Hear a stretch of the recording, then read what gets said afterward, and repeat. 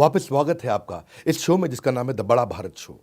ऐसे कई लोग जिन्होंने भारत को बड़ा भारत बनाया, ऐसे ही कई बहुमूल रत्नों की खोज में हम निकल पड़े हैं। ये कुछ अलग है कहानियां, इनकी इंस्पिरेशन की है बहुत बड़ी निशानियां। India global brand ambassador Bharat की है ये शान। जिस लिटिल जीनियस से आपको मिलाएंगे वो कर देगा आपको हैरान। अमूमन क्या होता है, हर बच्चे का कोई हीरो होता है, पर यह अपने आप में एक ऐसा बच्चा है जो सारे बच्चों का एक बच्चा ही हीरो बन चुका है। हर बच्चा बड़े बड़े हीरो देखता है, ये खुद ही अपने आप में सभी बच्चों का हीरो है। आइंस्टाइन तो आपने नाम सुना है, आईक्यू में इन्होंने आइंस्टाइन को आईक्यू में दी है सॉलिड टक्कर। हर सब्जेक्ट पे है इनकी जबरदस्त पकड़। आइंस्टाइन का आईक्यू एक्चुअली 160 था और इनका भी आईक्यू 150 है। अमूमन एवरेज आईक्यू 80 के आसपास रहता है, इसलिए इनको विश्व के सबसे बुद्धिमान बच्चों की श्रेणी में रखा गया है। कैसे ये अद्भुत बने और ये आपको कैसे इंस्पायर करेंगे to do more, to be more, to achieve more. स्वागत करते हैं आज कौटिल्य पंडित का, the Google boy of India, in the Bada Bharat show. तो स्वागत है आपका कौटिल्य आज द बड़ा भारत शो में।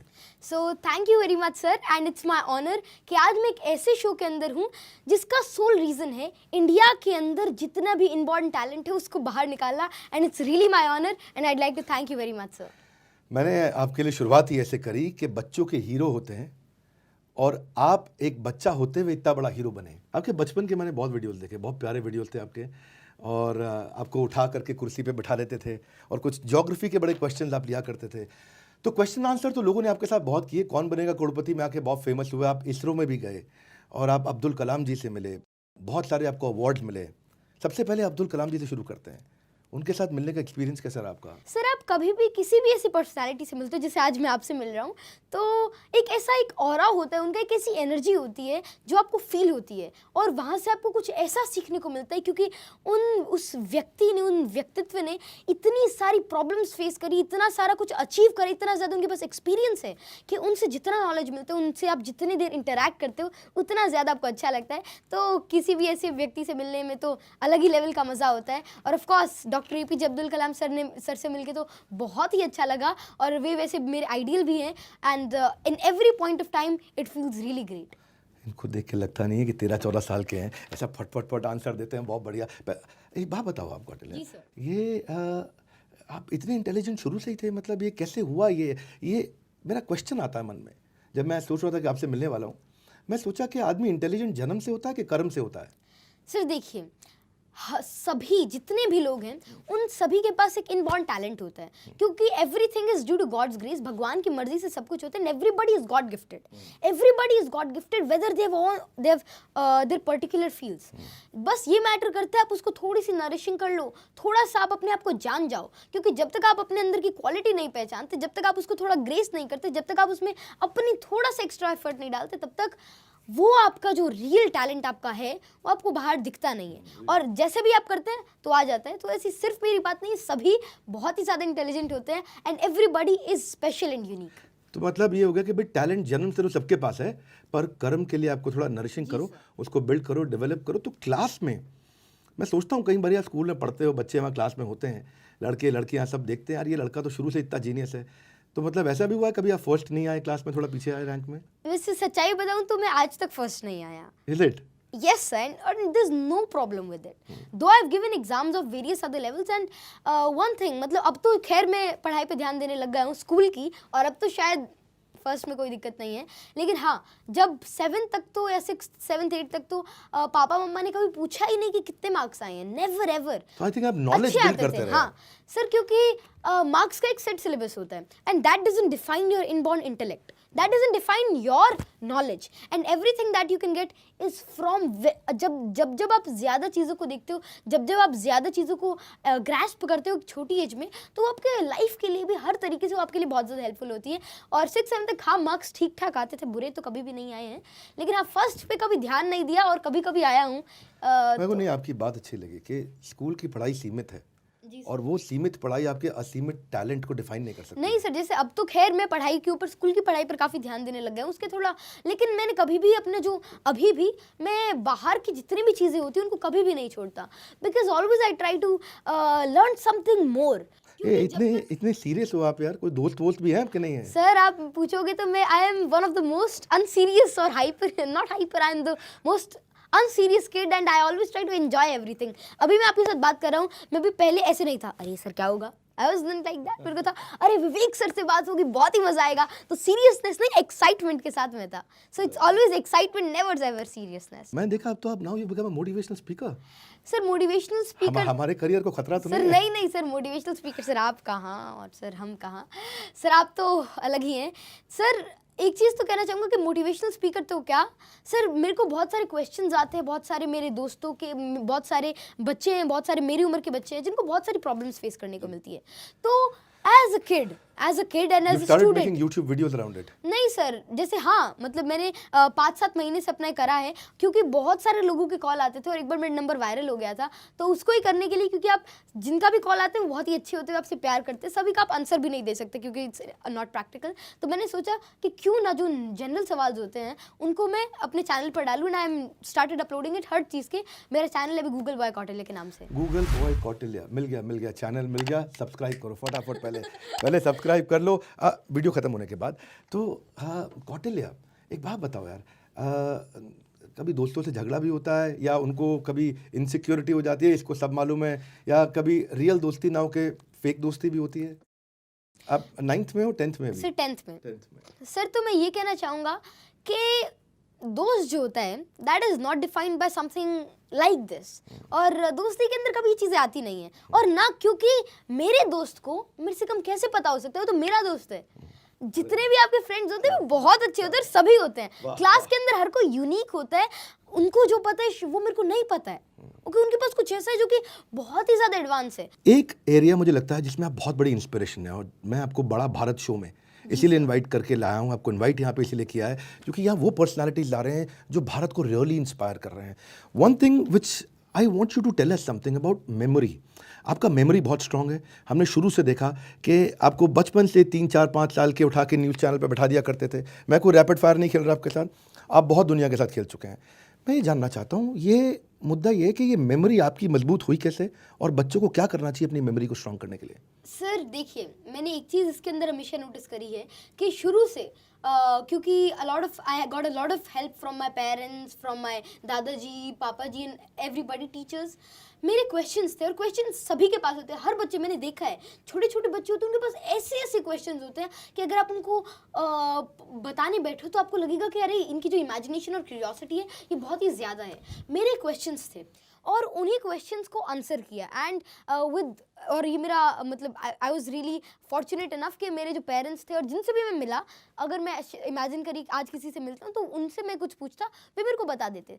तो उससे क्या है कि मेरी अंडरस्टैंडिंग डेवलप हुई, और मेरे को अगर मैं कुछ भी पढ़ता तो मेरे को आसान लगता और मेरे को समझ में आता, और उसके अंदर मेरे को इंटरेस्ट हो जाता तो मैं और पढ़ता. तो ऐसा नहीं था कि मेरे को मैं कुछ इसका ट्रिक यूज़ करता है, पोर्शन. इट वॉज जस्ट मेरे को ईजी लगता, अंडरस्टैंडिंग होती.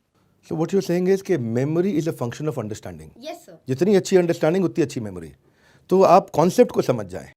हाँ, मैंने आपका कोई फॉर्मूला भी अभी सुना था रिसेंटली कि आप डिटेल में जाते हैं, उससे पहले आप कॉन्सेप्ट, कॉन्टेक्स्ट, कंटेंट, तो ये मतलब CCD. Yes sir. तो ये मतलब मैंने एक तरीके से सोचा, और मैंने खुद इसको अप्लाई करता हूँ, और मैंने कई जगह से इसको देखा है. इसको मैंने प्रैक्टिकली अप्लाई. क्या होता है CCD? सर देखिए, सबसे पहले अगर हमको कोई चीज़ करनी है, कोई भी चीज़, इट इज़ नॉट डिपेंडेंट कि आप इसको पढ़ाई के वे में या किसी भी चीज़ के में, तो जनरली प्रॉब्लम्स कब आती है. फॉर एग्जांपल आपको कोई हिस्ट्री की कोई चीज़ याद करनी है, कई बच्चों को हिस्ट्री डिफिकल्ट लगती है. उसका रीज़न क्या है, वो डायरेक्ट डेट्स के अंदर घुसते, डायरेक्ट फैक्ट्स के अंदर घुसते, जिनसे मार्क्स आते हैं, उसके अंदर उनको प्रॉब्लम आएगी. लेकिन आपको क्या करना होगा, आपको पहले उसके बेसिक्स समझने होंगे कि क्या क्या वो चीज़ें हैं. उसके बाद उसके अंदर क्या कॉन्सेप्ट अप्लाई हो रहे, क्या वो आपसे कहना चाहते हैं, क्या उसका रीज़न है. आपको ये तो पता हो कि वो क्या है, उसके बाद उसका रीज़न पता हो, और उसके बाद जो डेप्थ है वो तो आता है, आप कितना भी पढ़ लीजिए उतना ही कम है. तो ये कह रहे हैं कि डेप्थ में जाने से पहले आप कॉन्सेप्ट यानी कि कंटेंट और उसका कॉन्टेक्स्ट, इसको अगर आपने पकड़ लिया तो आपको कहानी मिल जाएगी, किस्सा समझ में आ जाएगा, किरदार निकाल लोगे, किस्सा कहानी किरदार. ये मेरा नया फॉर्मूला निकला है. ओके, सो गुड यार, it is inspiring to meet you. आप इसरो भी गए थे बेंगलुरु, कितने साल के थे? सर शायद शायद अभी 2 या 3 साल, कोरोना से 1-2 साल पहले की बात है, तो मैं इसरो गया था। वहाँ पर it was my great honour कि मैं वहाँ के जो इसरो के तब के आइजैक के डायरेक्टर थे doctor M Annadurai, Mylswamy Annadurai sir, जो कि जो आपका चंद्रयान 1 मिशन था उसके अंदर भी वाज द प्रोजेक्ट डायरेक्टर, और इवन जो मिशन मंगल था उसके अंदर वो उसके काफ़ी हेड थे, और मूवी के अंदर भी उनको दिखाया गया जो उनके काम है, ही वाज वेरी एडमायर्ड। आप तब 11 साल के थे? यस सर तब मैं उनसे मिला, उनसे मेरे को बहुत कुछ सीखने को मिला, and that was my big honour. Also वहाँ पर नियर अबाउट 50 यूथ साइंटिस्ट से, एस्ट्रोफिजिक्स वगैरह से, मतलब जो भी वहाँ के साइंटिस्ट थे उनसे मेरा एक इंटरेक्शन हुआ, वहाँ से मेरे को बहुत कुछ जानने को मिला। ये एस्ट्रोफिजिक्स में इंटरेस्ट वहीं से डेवलप हुआ? सर एस्ट्रोफिजिक्स के अंदर इंटरेस्ट मेरे को पहले से था, हाँ, वहाँ से जाकर मुझको बहुत कुछ सीखने को मिला। और जब भी आप किसी चीज़ को थोड़ा और जानते हो तब आपको उस चीज़ से और प्यार होने लग जाता है, और फिर आपको उसमें और मज़ा आने लगता है। बहुत सुंदर, बहुत सुंदर। ये जो डेप्थ की आपने बात करी, एस्ट्रोफिजिक्स, ये जनक भाई थोड़ा बताओ क्या होता है एस्ट्रोफिजिक्स? जो हमारा यूनिवर्स है, जो हमारा स्पेस है, उसके अंदर कई ऐसी चीज़ें हो रही हैं जो कि बहुत ही ज़्यादा अलग हैं, जो कि बहुत ही ज़्यादा अनकन्वेंशनल हैं, और उन सभी चीज़ों को डिफाइन करना, उनको समझना, क्योंकि जो भी कुछ हो रहा है यूनिवर्स में उसके पीछे एक रीज़न है। वो क्या रीज़न है ये पता करना ही एस्ट्रोफिजिक्स है, by using all of the great tools of यार टुडे। चेहरा देखो बच्चे का, ऐसी क्यूरियोसिटी है, कुछ हो रहा है, कुछ अनकन्वेंशनल है, कुछ हो रहा है, इतना भयंकर। ये क्यूरियोसिटी साइंस है। ये चाहता हूं मैं बड़ा भारत शो में आप पकड़िए, ये क्यूरियोसिटी जिसकी बात शुरू करी आज कौटिल्य ने, ये क्यूरियोसिटी जिसके अंदर है, जो पैशनेटली क्यूरियस है, उसकी लर्नेबिलिटी का कर्व सबसे ऊंचा होता है। बचपन कैसा रहा आपका? मतलब डांट पड़ती थी, मार पड़ती थी, कभी गुस्सा खाते थे पेरेंट्स, या हमेशा आपको इनकरेज किया उन्होंने? तो कैसा आपका चाइल्डहुड कैसा रहा पेरेंट्स के साथ? सर मेरा चाइल्डहुड कैसा रहा ये तो मैं कहना चाहूँगा कि अभी भी मेरा चाइल्डहुड ही चल रहा है, और बहुत ही अच्छा है, कोई प्रॉब्लम नहीं है। मानना हाँ, कितना मुश्किल है। नहीं, डांट भी पड़ती है, पिटाई भी हो जाती है, कॉमनली हो जाती है, कोई प्रॉब्लम नहीं है, लेकिन हाँ प्यार भी उससे ज़्यादा है। और सबसे बड़ी बात है कि अभी मैं 14 ईयर्स का हूँ, और अभी भी मैं अपने पापा जी के गले लग के सोता हूँ, और मेरे को बहुत ही अच्छा लगता है। तो ऐसी कोई बात नहीं है। हाँ, अगर आप कुछ गलत करते हो, अगर आप थोड़ा वो, तो थोड़ी बहुत डांट या समझनी तो ज़रूरी है, क्योंकि आजकल के बच्चों को डांट मार नहीं पड़ती, आपको क्या लगता है पढ़नी चाहिए कि नहीं? सर देखिए, आपको बच्चों को ये नहीं पता होता, या फिर किसी को भी जो जनरल आजकल का है, कि उनके वेल विशर्स कौन है। पेरेंट्स बहुत ही बड़े वेल विशर्स होते हैं, उनके सपने आपके लिए, हाँ, वे आपके लिए सबसे अच्छा चाहते हैं। अगर इमेजिन करिए आपको कुछ और बने और वे आपको कुछ और कहते हैं, तो हाँ, वो आपकी बात को डिफाइन नहीं करते, लेकिन वो आपके लिए बेस्ट चाहते हैं। हाँ, आप उसके अंदर अच्छे हो नहीं, वो अलग बात है। तो parents always look for your best, और अगर वे कुछ ठीक कहते हैं तो उसको सुनो, क्योंकि उनके पास एक एक्सपीरियंस है, और उनके पास कुछ ऐसी चीज़ें हैं जो आपको बहुत हेल्प करने वाली हैं। और जब तक आपके पास डांट नहीं लगती, जब तक आपके ऊपर थोड़ी मार नहीं लगती, तब तक आप उस लेवल पर नहीं पहुँच पाते। क्योंकि अगर किसी पत्थर को मूर्ति बनने के लिए बहुत ज़्यादा घिसाई की ज़रूरत होती है, बहुत ज़्यादा मार की ज़रूरत होती है, और वही पेरेंट्स करते हैं, और वही कोई भी टीचर, आप जैसी कोई भी इतने अच्छे व्यक्ति जो सभी को इंस्पायर करते हैं, कोई इंस्पिरेशनल पर्सन, कोई टीचर यही काम करते हैं। वे आपके ऊपर थोड़ी थोड़ी आपको कार्व करते हैं, उसमें भले आपको चोट आ सकती है, भले आपको दिक्कत होगी उसको अप्लाई करने में, लेकिन एंड में जाके वो आपके लिए हमेशा बहुत ही अच्छा रहेगा। इतने संस्कार हैं आप में, इतने संस्कार हैं, कहाँ से इतने संस्कार आ गए भाई? ये तो अनबिलीवेबल। एक बात पूछना चाहता हूँ आपसे, जी सर। संस्कार इतने हैं, पढ़ाई में भी अच्छे हो, नंबर भी अच्छे आ रहे हैं, कभी चीटिंग करी है आपने? सर चीटिंग तो शायद करी नहीं है अब तक, ऐसा तो लगता है, क्योंकि चीटिंग ये चीज़ होती है, चीटिंग आप किससे कर रहे हैं, वो आपको पता होना चाहिए। अगर आप चीटिंग खुद से कर रहे हैं तो खुद से क्यों चीटिंग कर रहे हो, पहली बात तो ये है। हाँ, ऑनलाइन क्लासेस के अंदर कभी ऐसा हुआ है कि ऑनलाइन क्लास 1-2 अटेंड नहीं करी, और पेपर, मतलब ऑनलाइन क्लासेस के दौरान तो बहुत आते थे मैसेजेस, आते थे कि कुछ सीखो, कि मैसेजेस आते थे कि कुछ बताओ, आते थे। तो हाँ, कब 1-2 बार, ज़्यादा से ज़्यादा, वैसे नहीं करी। आपसे पहले मैं अभी पीछे आनंद कुमार जी से भी मिला, जी सर। सुपर 30 वाले, वो भी मैथमेटिक्स के चैंपियन, आप भी मैथमेटिक्स के चैंपियन। अभी 10th में आई नहीं आप, मैं सुना आर डी शर्मा 12th के ट्रिग्नोमेट्री वो सब सॉल्व कर दिया, यूट्यूब चैनल पे अपने IIT JEE की पूरी उसका एग्ज़ाम आपने वहाँ क्रैक करके दिखा दिया। तो ये मैथमेटिक्स से इतना प्यार, मेरे को तो इंटीग्रेशन और डिफरेंशिएशन वो मेरी जान खा गया था। वो 32 नंबर मैं ज़िंदगी में नहीं भूल सकता। 4 सब्जेक्ट में जितना मैंने टाइम लगाया उतना वो 32 नंबर इंटीग्रेशन डिफरेंशिएशन पर लगाया। ये मैथमेटिक्स से इतना प्यार कैसे हो गया? सर देखिए, वैसे मैं आनंद सर से मिला हूँ, मैंने उनसे बहुत कुछ जाना है। और अगर आप जो RD शर्मा की बात करें, तो जब मैं 2nd क्लास के अंदर था, तब मैंने 10th क्लास की ट्रिग्नोमेट्री और प्रोबेबिलिटी 2 रातों के अंदर फिनिश कर दी थी। तो एक सर थे मैथमेटिक्स गुरु डॉक्टर RK श्रीवास्तव सर, सो उनकी गाइडेंस के अंदर मैंने वो करा था। और मैथमेटिक्स मैथमेटिक्स क्या है? Mathematics is pure knowledge, it is application. Physics is application of mathematics, but mathematics is application of knowledge and logic. तो मैथमेटिक्स क्या है? अगर आपको कुछ अच्छा लगता है, अगर आपको कुछ सीखना है तो, और अगर ज़रूरी नहीं कि अगर आपका मैथ्स अच्छा तो आप मतलब किसी चीज़ में अच्छे हैं, लेकिन अगर आपको कुछ एप्लीकेशन को देखना है तो उसका तो प्योर सिंपल चीज़ मैथ्स है. एक चीज़ मैंने देखी कि आपके पेरेंट्स, आपके फादर, आपके ग्रैंडफादर सब एजुकेशन बैकग्राउंड से आते हैं, लेकिन उनका अंग्रेज़ी अच्छा नहीं था. आपने बहुत तेज़ अंग्रेज़ी सीखा, फट फट फट. ये कैसे सीखा आपने? सर वैसे तो इंग्लिश जो है that's just mayor language. Hype मत किसी को, मतलब इंडिया के अंदर एक हाइप है, एक जनरल वे के अंदर भी एक हाइप हो जाती है. आप हिंदी के अंदर इतना अच्छा बोलते हैं, आप कितने अच्छे हैं, तो आपका जो कंटेंट होता है, आपका जो बातें होती है, वही मैटर करता है पहले तो यही. हाँ, इंग्लिश मैंने कैसे सीखी तो एक जनरल में, मतलब गांव के अंदर रहता था, कोई ज़्यादा सिनेरियो नहीं था.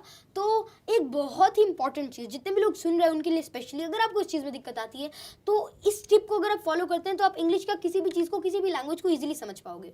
गर्मियों के छुट्टियों के दिन थे, हमको बहुत सारी हम पापा ने कहा 5-7 दिन के अंदर हमारी इंग्लिश अच्छी हो गई थी, फ्लुएंसी आ गई थी. आप ग्रामर ठीक कर सकते हो, फ्लुएंसी कैसे आई? तो मैंने ये करा, पापा जी ने ये काम कि आज जो भी तुमने किया, आज जो भी तुमने किया, तुमने खेला कूदा, कुछ भी करा, मौज मस्ती करी, क्रिकेट खेले, जो भी कुछ हुआ अब से अब तक, उसको एक्सप्लेन करो अपने शब्दों के अंदर. इंग्लिश हिंदी बाद में आएगी, अपने शब्दों के अंदर. फिर क्या होगा? आप एक्सप्रेस करना आ गया आपको. सबसे बड़ी बात है आप अपने आप को एक्सप्रेस कर लीजिए, उसके बाद लैंग्वेज तो आपकी चेंज हो जाएगी. ऐसे ऐसे धीरे धीरे कुछ दिक्कतें आई, ग्रामेटिकल एरर्स आई, कोई बहुत सारी प्रॉब्लम्स आई, उनको इग्नोर करो, वो धीरे धीरे टाइम के साथ ठीक हो जाएंगी.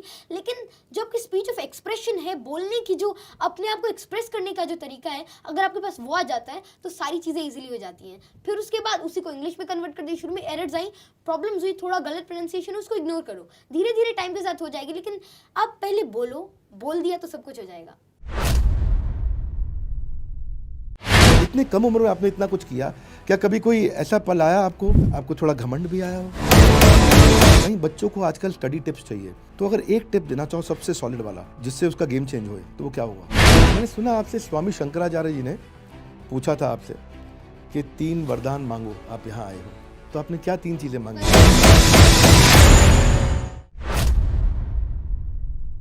मैंने सुना आपको हनुमान चालीसा, भगवत गीता, और आप एक स्वामी शंकराचार्य के पास भी गए, वहाँ भी आप गाइडेंस ट्रेनिंग लेकर के आए. तो आपको क्या लगता है ये वैदिक ज्ञान और हमारी मॉडर्न साइंस और हमारी वैदिक साइंस, इनके बीच में कोई सामंजस्य है क्या?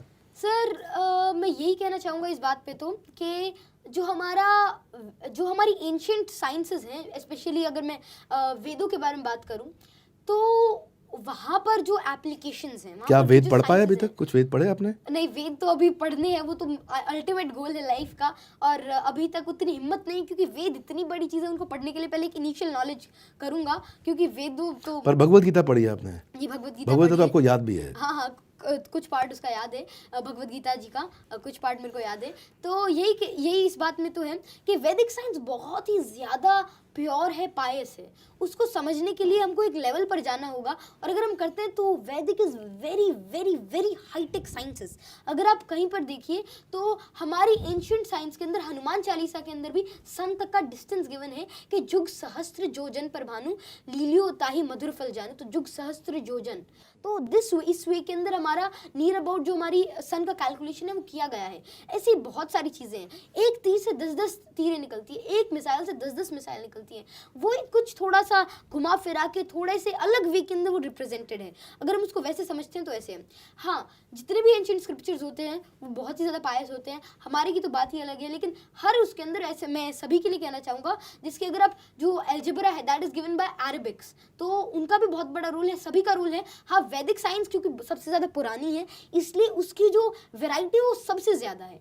लवली यार, लवली. हाँ, क्या बहुत स्पीड से बोलते हैं यार ये. मेरे को लगता है ये ही इज अ कंटेंटप्रेन्योर ऑल्सो. हाँ, आपके अंदर से कंटेंट ऐसा निकलता है, इतना बढ़िया बढ़िया.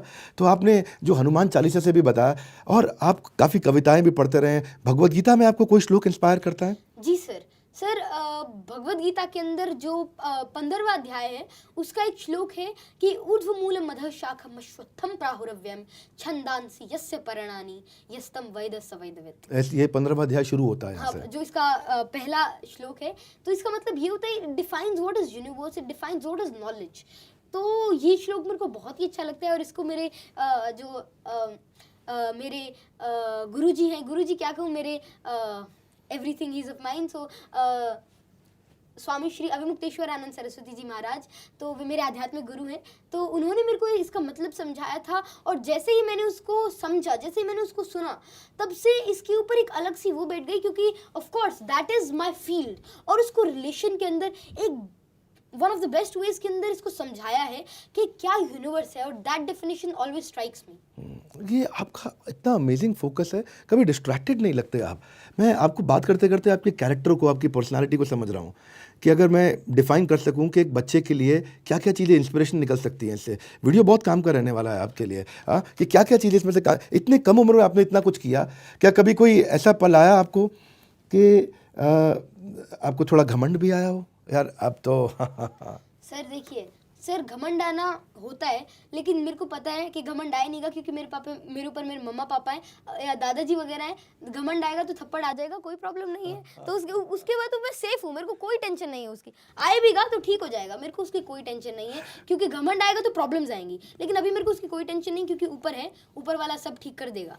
तो ये है। और बचपन से ही घमंड के ऊपर तो काफ़ी कुछ बताया है। एक कविता है, एक कविता का एक अंश है कि रावण हो या दुर्योधन हो, रावण हो या दुर्योधन हो, हिटलर हो या मुसोलिनी, उसका मान मिला मिट्टी में जिसको भी अभिमान हो गया।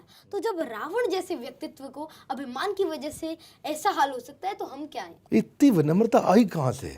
इसका क्या चक्कर क्या है? मतलब आप कैसे इतने हम्बल हो गए? हम्बल एक चीज़ तो है कि जितना ज़्यादा पढ़ते हैं उतना ज़्यादा हम्बल होते हैं। और अभी हम्बलनेस तो मेरी कुछ भी नहीं है, क्योंकि मैंने देखा है, जब मैं doctor APJ Abdul Kalam sir से मिला, तब मैंने उनके हम्बलनेस को ऑब्जर्व किया। और वो हम्बलनेस शायद ही, मतलब मैंने लोगों के अंदर ऑब्जर्व करी, लेकिन बहुत रेयरली, क्योंकि उनके पास एक ऐसा नॉलेज है, उन्होंने हर फील्ड के अंदर पढ़ा है, सिर्फ साइंस वगैरह के अंदर नहीं, उन्होंने लाइफ को समझा है। तो जैसे जैसे आपको थोड़ा बहुत बढ़ता जाता है, जैसे आप कितने हम्बल हैं, उसका रीज़न ये है कि आपने इतना कुछ गेन करा है। क्योंकि जैसे जैसे आप चीज़ों को गेन करते हो, वैसे वैसे आपको पता चलता है कि अभी तो हमको कुछ भी नहीं पता है, क्योंकि हर चीज़ एंडलेस है। तो जैसे जैसे अगर आप एक कुएं के अंदर हो और उसके मेंढक हो, तो आपको लगता है कि अरे मेरे को तो बहुत अच्छा कुछ आता है, आप अपने तुरम खान बने रहते हो। लेकिन जैसे ही आप आउटर वर्ल्ड को ऑब्जर्व करते हो, थोड़ा सीखते हो, तब आपको रियलिटी का पता चलता है। और ये जितनी सबसे बड़ी बात है कि जितना ज़्यादा कोई गेन करेगा, उतना ज़्यादा वो हम्बल होगा, क्योंकि उसको पता है कि अभी बहुत कुछ अचीव करना बाकी है। माय गॉड, ये कहाँ से आ गया यार? ये हमारे सेशन में अनइमेजिनेबल। एक मिडिल क्लास जो लोग होते हैं, आप तो इस सब माता पिता को टेंशन में डाल दोगे यार। वो बेचारे जो माँ बाप देख रहे होंगे, वो तो अपने बच्चे को लेके चप्पल मारेंगे, देख उसको, देख देख। तो ये क्या आपको लगता है आप आजू बाजू के बच्चों के जीवन में प्रेशर क्रिएट कर देते हो? नहीं, जो भी ऐसा सोच रहे हो, प्लीज भैया टेंशन नहीं लेने की बात है, ऐसा नहीं है। एक चीज़ तो है, देखिए, सभी गलतियाँ करते हैं, सभी शरारत करते हैं, मैं करता हूँ, कोई प्रॉब्लम नहीं है। आपको क्या है, आप अपने आप को थोड़ा सा सीख लो। और आई am not ideal case, nobody is ideal, दो देयर आर सम पीपल। अगर आप उनको देखिए, अगर आप राम जी के जीवन को देखिए, भगवान श्री राम के जीवन को देखते, तो वो आइडियल केस है, और उनको देखो तब आपको लगता है। तो अगर हम ऐसे देखें, तो जो भी कोई रामचरितमानस पढ़ता है, तो उनको लगना चाहिए कि नहीं, लेकिन हाँ, सभी अलग होते हैं, सभी कोई किसी फील्ड में अच्छा, कोई किसी में, किसी का नेचर वैसा। आपको बस ये करना है, अगर आप ठीक पाथ के अंदर हैं, अगर आप अभी तक आपके अंदर ज़्यादा प्रॉब्लम्स नहीं है, तो आप अच्छे हैं, कोई प्रॉब्लम नहीं है। आपको किसी से कंपेयर नहीं होना है। आपको ये नहीं देखना कि अगर मैं ऐसे बोल रहा हूँ, अगर आप इतने अच्छे स्पीकर हैं और अगर कोई नहीं है, तो उसको टेंशन लेने की बात नहीं है। आप उनसे इंस्पायर होइए, आप सर से इंस्पायर होइए, आप किसी से इंस्पायर होइए, लेकिन आप कंपेयर मत कीजिए, क्योंकि आप उनसे बहुत बड़े भी हो सकते हैं किसी और फील्ड के अंदर। बहुत खूब, बहुत खूब, आपके लिए बना है। बहुत खूब, जबरदस्त। कंपेयर, कंप्लेन, क्रिटिसाइज नहीं करने का है, आपको रिकग्नाइज, रिफॉर्म, रेक्टिफाई करना है। देखो आप किस में अच्छे हो और उसमें आगे बढ़ना है। क्या मतलब इतना अमेजिंग नॉलेज। मुझे नहीं लगता ये 14 साल का, 114 साल से ज़्यादा का लगता है मेरे को। तो कौटिल्य, बचपन से ही आपने स्टैंडर्ड इतना अपना हाई कर लिया।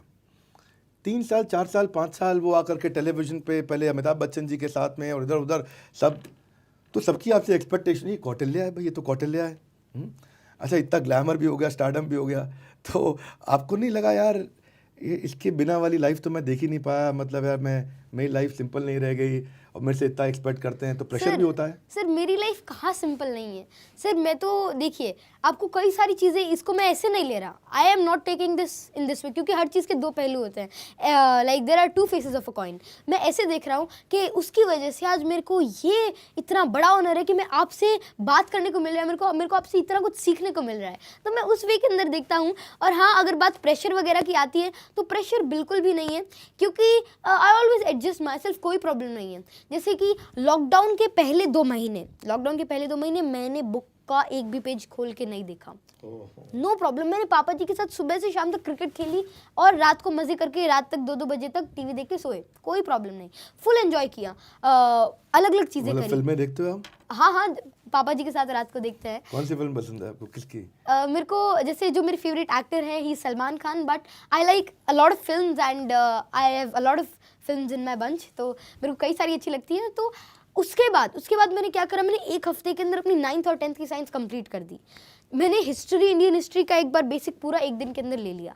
तो ऐसे मैं ये देखता हूँ कि फोकस के साथ बैठते जब भी मैं पढ़ता हूँ तब मैं पूरी जान लगा के पढ़ता हूँ। I always do something wholeheartedly. I never कि मतलब आपका ध्यान कहीं और आ रहा है और अगर आप पढ़ कुछ और रहे हो कई दिनों से।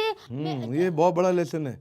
जब खेल रहे हैं तो जान लगा के खेलो, और जब पढ़ रहे हैं तो पूरी जान लगा करके पढ़ो। शायद पूरे लॉकडाउन में मेरी कोई अच्छी सीटिंग नहीं थी, मैं ज़्यादा देर पढ़ता नहीं था, और अभी भी कुछ दिन पहले तक मैं इतना ज़्यादा नहीं पढ़ता था, लेकिन अभी मेरे को कुछ अब लगता है कि अब मैं कुछ और ज़्यादा अच्छा करूँ, तो मैं पिछले 2 दिन से 5:30 बजे तक पढ़ता हूँ, शाम को, सुबह तक। हाँ, सारी रात। हाँ, तो क्योंकि मज़ा आ गया, जस्ट द रीज़न। और ज़रूरी नहीं है कि ये आप करो, क्योंकि आपका वर्क क्लॉक, आपका हर चीज़ डिफरेंट होगा। तो जब आपका मन करे, जब आपको पढ़ना है, तब आप पूरी जी जान लगा के पढ़ो, और कॉन्टिन्यूटी, किसी भी चीज़ में कॉन्टिन्यूटी को मत छोड़ना। अगर आप कर रहे हो तो भले आप इसका टाइम स्लॉट चेंज कर दो, थोड़ा सा कम कर दो, लेकिन इसको कभी छोड़ो मत।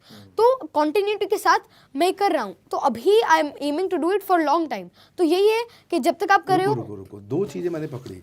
एक आपने बताया कि जी जान लगा के पढ़ो जब पढ़ रहे हो, और दूसरा आपने बताया कॉन्टिन्यूटी के साथ, यानी कि कंसिस्टेंसी से पढ़ो। ये टॉपिक चल ही रहा है तो मैं इसी को एक्सटेंड करता हूँ। कहीं बच्चों को आजकल स्टडी टिप्स चाहिए, एग्जाम्स भी आने वाले हैं, सब है, तो अगर एक टिप देना चाहो सबसे सॉलिड वाला, जिससे उसका गेम चेंज होए, तो वो क्या होगा?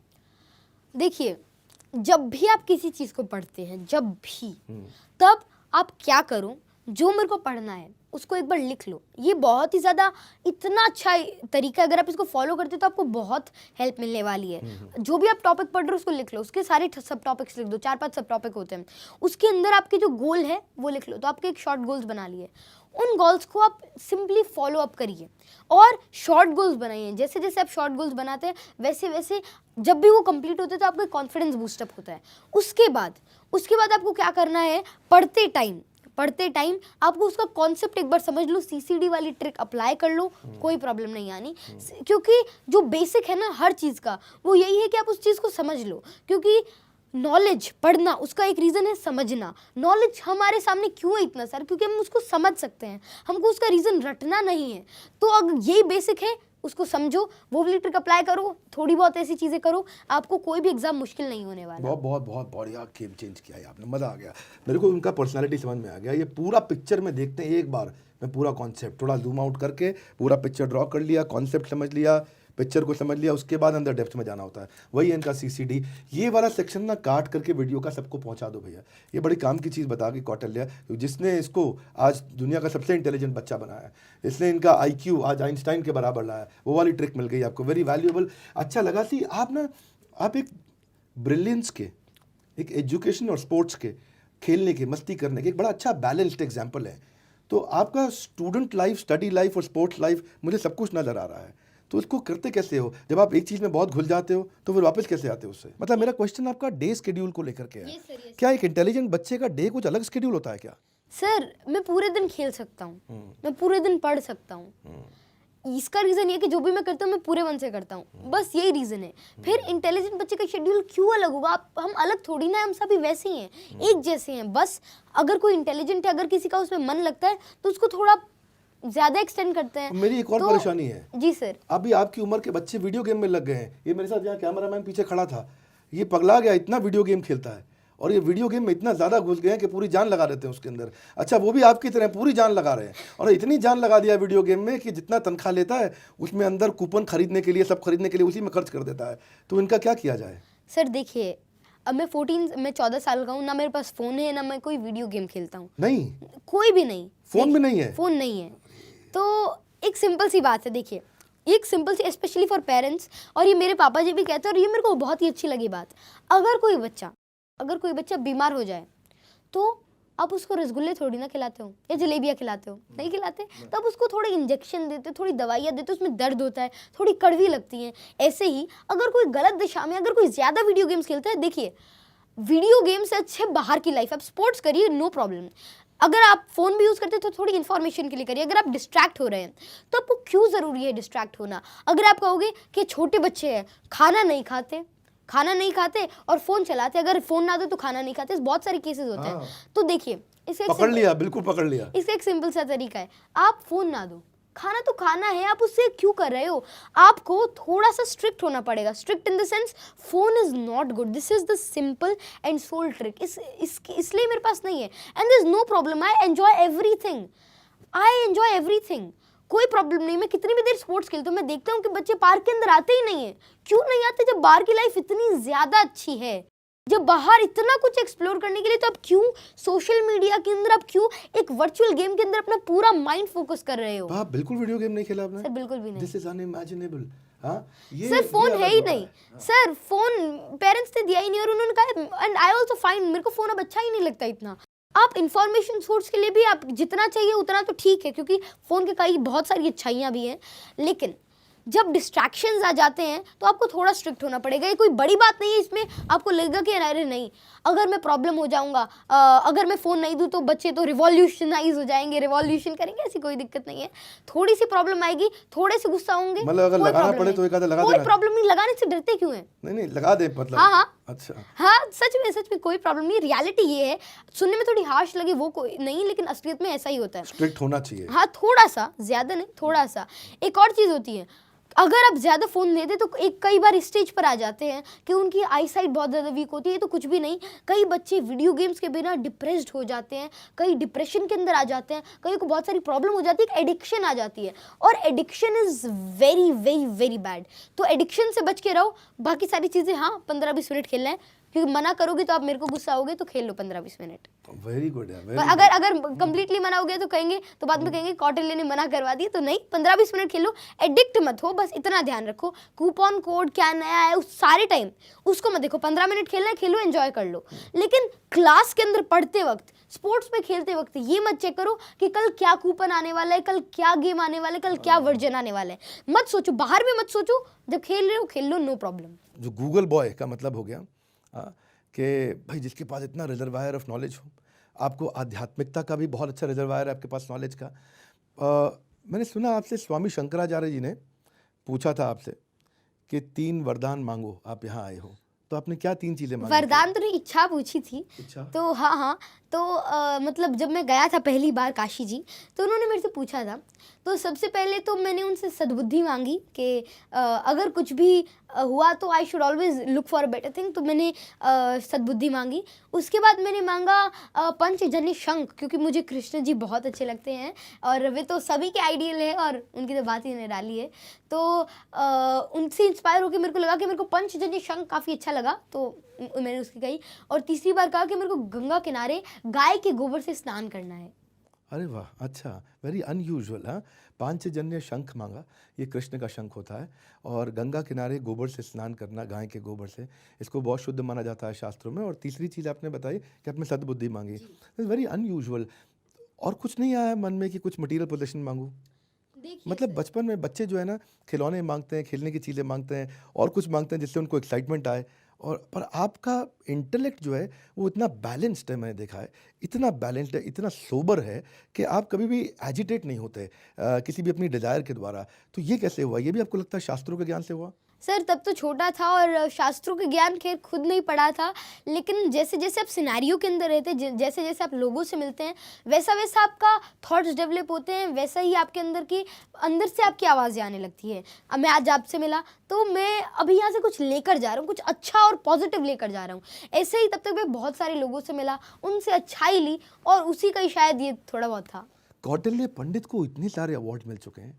यहाँ हमारे हरियाणा के मुख्यमंत्री ने भारत गौरव अवार्ड मिला बाद में, उसके बाद गवर्नमेंट ऑफ यूएई ने इनको रिकग्नाइज किया, चाइल्ड प्रोडिजी। हाँ, he is a true ambassador of बड़ा भारत।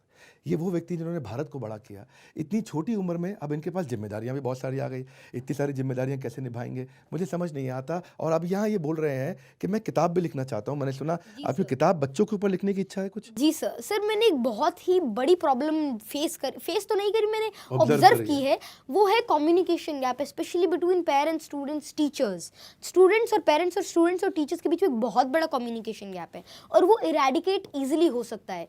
और उसके कई सारे तरीके मैं उसके अंदर अपनी बुक के अंदर फोकस करना चाहता हूँ। और एक चीज़ और उसके अंदर है कि देखिए मेरे साथ कम्युनिकेशन गैप नहीं है, मैं अपने पापा जी से कुछ भी कह सकता हूँ, मेरे को कोई दिक्कत नहीं है। और मेरे को उनसे डांट भी पड़ती है, उसमें भी कोई दिक्कत नहीं, क्योंकि गैप नहीं है। और उस गैप की वजह से I can actually ask for anything. अगर अभी भी मैं अपना एम चेंज करना चाहूँ या फिर अगर मेरे को अभी सोशल स्टडीज़ के अंदर जाना हो, फैशन डिज़ाइनिंग करनी है, तो पापा मना नहीं करेंगे। हाँ मेरे को अभी करना नहीं है, लेकिन वो मना नहीं करेंगे क्योंकि कम्युनिकेशन गैप नहीं है, हमने एक दूसरे को समझ रखा है। ओके, तो उसी कम्युनिकेशन गैप को इरेडिकेट करने की मैंने सोची है और उसके ही रिगार्डिंग मैं अपनी बुक लिखने वाला हूँ। शुरू कर दी किताब लिखनी? हाँ, और मैं शायद इसको बहुत जल्द, क्योंकि अब मैं काफ़ी फ्री हो गया हूँ, बहुत जल्द मैं इसको लॉन्च करूँगा। और उसका अभी मैंने टाइटल सोचा है कि Gen Z not equal to Gen X. और इसके अंदर जो आजकल की प्रॉब्लम्स होती है उनको मैंने एड्रेस करने की कोशिश करी है और ये कैसे इरेडिकेट हो सकती है कम्युनिकेशन गैप, ताकि जितनी सारी जो 99% इश्यूज आते हैं, भले ही वो करियर अपॉर्चुनिटीज़ के लिए हों, भले ही वो किसी नॉर्मल चीज़ के हों, वो ना आए। मैं देख रहा हूँ कि जब आप 5-6 साल के थे, 4 साल के थे, 3 साल के थे, तब तो आप टेलीविज़न पे बहुत आए, पर कई सालों से आप थोड़ा हिडन हो गए, शायद वापस कहीं पढ़ाई में चले गए। अब आप किताब लिखने की बात भी कर रहे हैं, आपने अपने टेस्ट को भी अपने और अपनी एस्पिरेशन को भी आपने इवॉल्व किया, सब्जेक्ट चेंज किए। कहाँ बिजी थे आप इतने समय तक? सर देखिए, जो मेरा गोल है वो काफ़ी बड़ा है। जैसे मैं शुरू में बहुत सारे टीवी चैनल्स पे गया, बहुत सारे लोगों से मिला, तो वहाँ से मेरे को बहुत कुछ सीखने को मिला। अब उस नॉलेज जो आपको मिला उसको अप्लाई भी तो करना है। आप सारे टाइम तो टीवी चैनल्स पर नहीं आ सकते, तो मैंने ये करा, मैंने अपनी क्वालिटी इंक्रीज करी, क्योंकि अब मेरा गोल बड़ा है।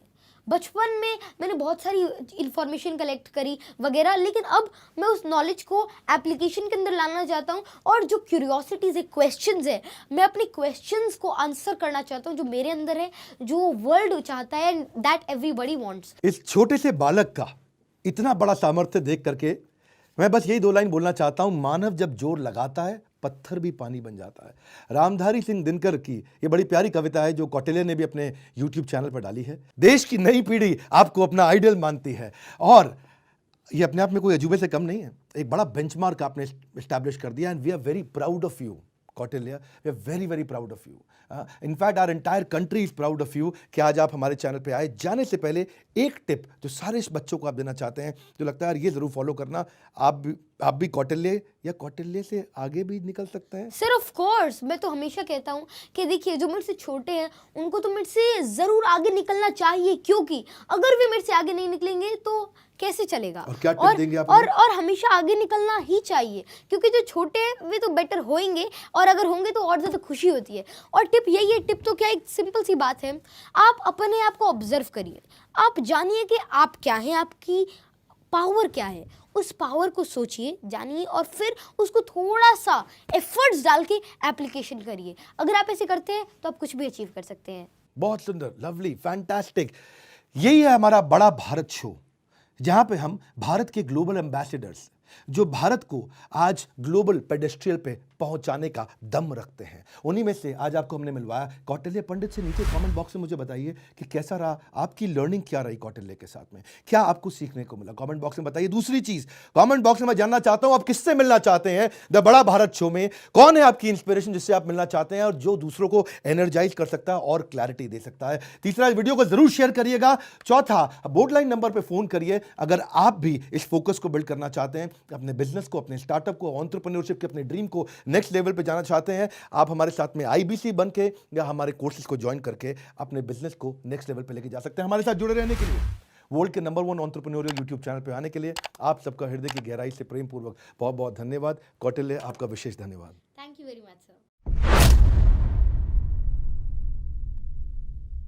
गरीबों का आपने एक ऐसा फ्रिज बना करके तैयार कर दिया, कोई 2-4-5 हज़ार रुपये में हर घर के अंदर फ्रिज लग सकता है।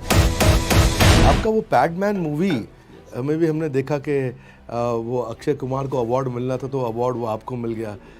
और इनोवेशन करना ये आपकी आदत सी बन गई है। और मैंने नई चीज़ सुनी है, मैंने सुना है कि अब आप मकान भी कुछ प्लान कर रहे हैं कि मैं बिना AC के मकान बना दूं, और ऐसा कुछ प्लान कर रहे हैं।